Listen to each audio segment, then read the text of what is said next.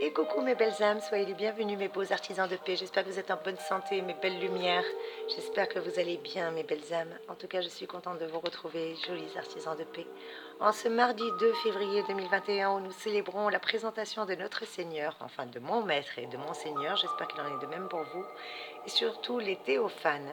Et oui, chandeleur aux présentations du Seigneur, qu'importe ce que vous voulez privilégier aujourd'hui, mais en tout cas sachez que fêter chaque année, le 2 février, 40 jours après Noël, la Chandeleur, et oui, c'est aussi la Chandeleur, la fête des crêpes aujourd'hui, plutôt chandelle, titre qui vient de son origine latine, qui veut dire festa candularum, ou fête des chandelles, d'après une coutume consistant à allumer des cierges à minuit en symbole de purification.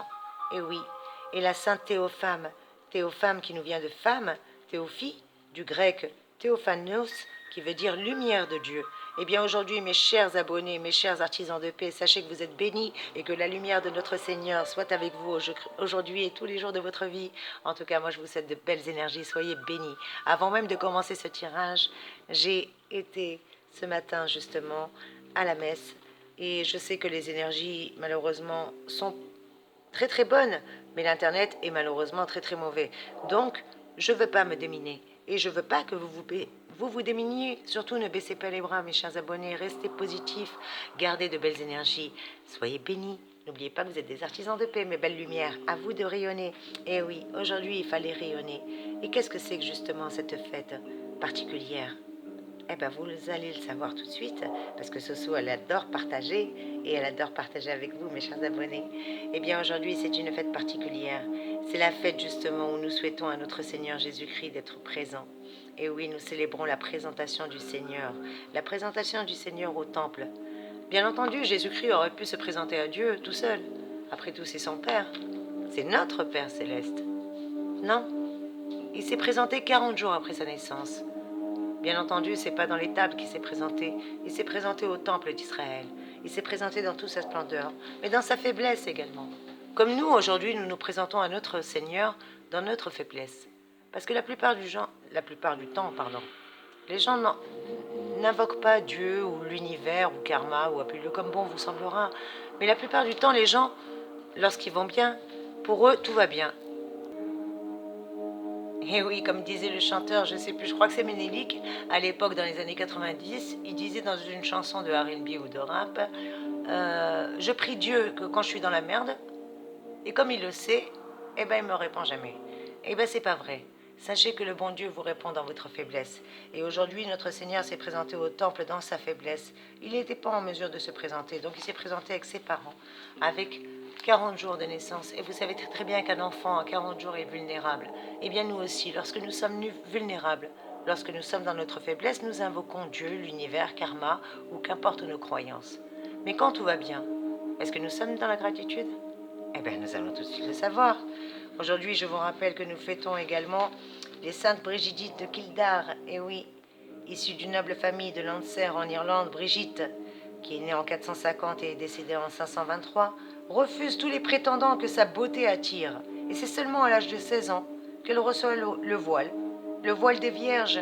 Et accompagnée de quelques jeunes filles, elle se retire dans les environs de Dublin. Ses qualités humaines et spirituelles la conduisent surtout à prendre en charge la direction d'un couvent double, et rien que ça, qui rassemble sous son autorité hommes et femmes. Mère spirituelle, attentive, humble et dévouée, elle a participé à l'organisation de l'église locale, qui se développe autour du couvent, centre de vie chrétienne et d'évangélisation. Et après avoir fondé plusieurs autres couvents, elle rend l'âme à Kildare. Et son culte fut porté hors des frontières de l'Irlande par des chevaliers qui, cherchant un modèle de perfection féminine, la choisirent comme référence. Eh bien moi aussi je l'aime beaucoup parce que c'était une sainte femme. Elle était humble, elle était classe. Pas vulgaire, elle était élégante. Elle était chic, elle était humble et elle était forte. Et c'est une femme sur qui nous pouvons, toutes femmes, prendre modèle et exemple. Eh bien sachez que son culte fut porté au-delà des frontières. Parce que les hommes cherchaient un modèle perfection féminine et ils l'ont trouvé en elle. Et ils la choisirent comme référence. D'ailleurs, même l'Église orthodoxe la vénère. Et oui, ma belle, Tu as aimé, Seigneur, la beauté de l'âme de Brigitte, et tu l'as conduite sur le chemin de la perfection. Eh bien, qu'elle nous aide aujourd'hui à vivre, unis en toi, notre Seigneur et notre Sauveur, tout en servant nos frères et nos sœurs, en ce saint jour où tu as été présenté au Seigneur et au Temple, notre Christ roi. Journée mondiale de la vie des consacrés également, donc je prie pour toutes mes sœurs, pour tous les prêtres. Merci Seigneur de nous donner beaucoup de saints prêtres, beaucoup de saintes églises, beaucoup de saintes sœurs, beaucoup de vocations, beaucoup de saints consacrés, beaucoup de laïcs consacrés également, parce que moi j'en suis une, même si je n'ai pas le titre, je m'engage et je m'engage pleinement, parce que on est là, comme il a dit notre maître, pour une seule chose. Aimez-vous les uns les autres. Aimez-vous les uns les autres. Et moi, je vous adore, mes trésors. Soyez les bienvenus sur la So Énergie. C'est votre chaîne d'amour, de guidance et de partage. Et en ce jour béni, eh bien, j'ai allumé cette lumière qui est venue justement. Qu'est-ce que c'est que justement la bénédiction et la procession des cierges? En ce jour, on célèbre la fête du Seigneur, la présentation du Seigneur. 40 jours après sa naissance, Jésus est présenté au temple. Marie et Joseph le portèrent l'enfant au temple afin que la présentation puisse se faire au Seigneur selon la loi de Moïse. Et Marie s'y soumit au rite de la purification des jeunes accouchés. Et là, un vieillard, nommé Siméon, vient à la rencontre de Jésus et le salua en disant « Lumière des nations ». Chacun des aspects de l'événement a marqué la fête de ce jour, qui clôt les sonalités de l'incarnation. On y célèbre aussi bien en premier lieu la présentation du Seigneur, mais aussi la rencontre avec Siméon, symbole de la rencontre du Seigneur et de son temple. Et dans cette belle procession des Lumières qui a valu à ce jour le nom de la Chandeleur d'ailleurs. Enfin, son caractère secondaire, parce que la purification et la purification rituelle de la Vierge Mère a fait pendant longtemps du 2 février, la fête de la purification de Marie, la messe qui évoque surtout la présentation du Seigneur au temple. On y fait discrètement allusion surtout à la purification, en demandant au Seigneur que nous puissions, nous, dans notre faiblesse, pauvres pécheurs, nous présenter devant lui avec une âme purifiée. Et la procession des Lumières fait justement une démarche festive et communautaire de notre entrée dans la maison de Dieu, si nous voulons la célébrer. Où nous rencontrons là justement le Christ dans la fraction du pain, dans l'Eucharistie, en attendant sa venue dans la gloire. Amen. Eh bien, la bénédiction et la procession des cierges fait justement que les fidèles soient rassemblés hors de l'église et qui tiennent chacun dans leurs mains des cierges non allumés. Bien entendu, si le rassemblement ne peut se faire dehors, les fidèles se regroupent autant que possible à l'entrée de l'église. Et là, tandis qu'on allume des cierges, on chante l'ancienne suivante. Voici le Seigneur Dieu qui vient avec puissance. Il vient allumer notre regard. Alléluia. Et oui, et là le prêtre vient vers le peuple, il le salue et lui adresse des paroles suivantes. Frères bien-aimés, il y a 40 jours que nous célébrions dans la joie la nativité de notre Seigneur. Eh bien, voici maintenant venu et arrivé le jour où Jésus fut présenté au temple par Marie et Joseph. Il se conformait ainsi à la loi du Seigneur, mais en vérité, il venait à la rencontre du peuple des croyants. Car en effet, le vieillard Siméon et les prophétesses Anne étaient venus au temple.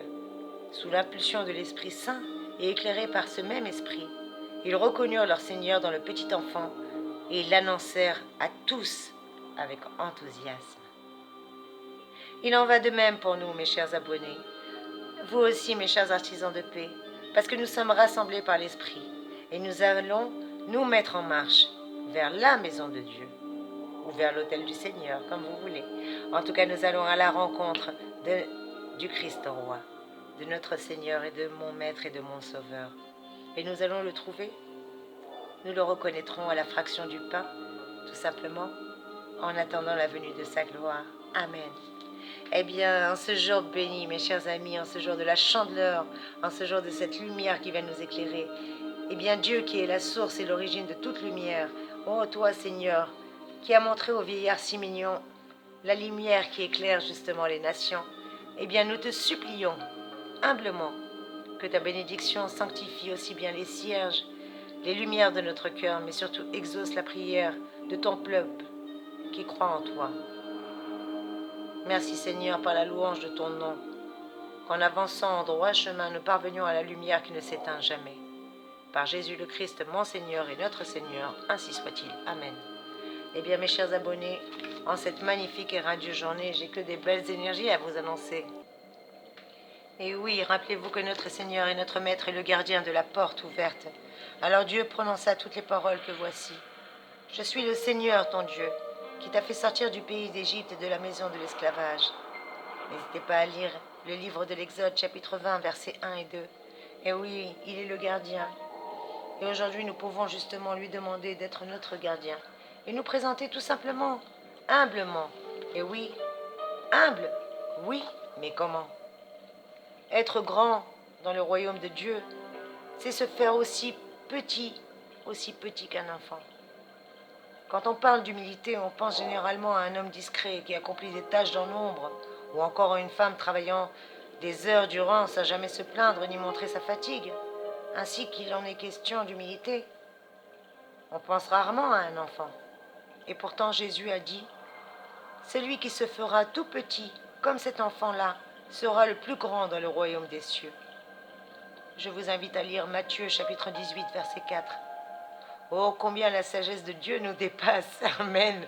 Eh bien, notre Père céleste nous apprend que la véritable humilité ne se trouve pas toujours dans l'apparence de ce qu'on peut voir. Il semble que bien souvent, on se laisse découvrir dans le visage d'un enfant. D'ailleurs, un poète perse du XIIIe siècle a dit « L'humilité consiste aussi à reconnaître que n'importe quelle créature dans l'univers est susceptible de nous enseigner ce que nous ignorons. » Je répète, l'humilité consiste aussi à reconnaître que n'importe quelle créature dans l'univers est susceptible de nous enseigner ce que nous ignorons. Et oui, amen. Sommes-nous prêts à nous laisser enseigner par les enfants en matière d'humilité? Eh bien, nos enfants pourraient nous en apprendre bien plus qu'on ne le pensait. Eh oui. Et Jésus nous en apprend aussi. Jésus nous apprend que si nous voulons être grands dans le royaume de Dieu, alors nous devons nous faire tout petits comme eux. Et aujourd'hui, eh bien encore, laissons-nous transformer par Dieu et devenons comme ces petits-enfants.